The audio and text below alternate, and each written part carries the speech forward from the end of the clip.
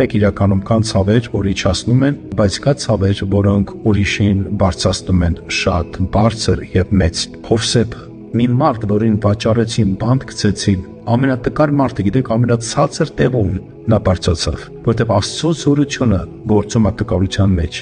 Նա մնաց հավատալի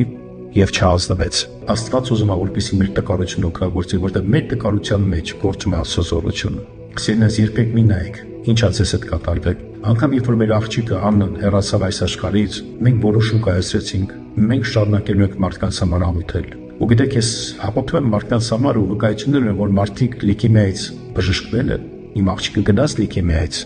նա տիրոջ հետ է, բայց ինչ որ մեկը բժշկվեց, որտեղ Տերը չի կանչել մեզ մեր ազնական փորձառությունը քարոզելու, Տերը մեզ կանչել է Քրիստոս քարոզելու։ Մտիկ քո ներսի սենյակ ու երբ որ երկար կաղոթես, այդ հարցը կբերես Աստծո մոտ, դու կբժշկվես, քո սիրտը կբժշկվի եւ քո ցավը կսկսես ուրիշին օգնես, որ նա այդ ցավից դուրս գա, եւ հետո քո վկայությունը կունենաս։ Ու վերջ-վերջով հիշեք, մինչև Պողոսը չտկարացավ, Տիրոջը չգտավ։ Պետք էր Պողոսին օրից մի օր կույրանա, որպեսզի հետո գնա առաքյալի մոտ։ Մովսեսը, եթե չկակազերը Հարոնը չէր բարձրանա, եւ ամենամեծ օրինակը ինձ համար Հիսուս Քրիստոսն է,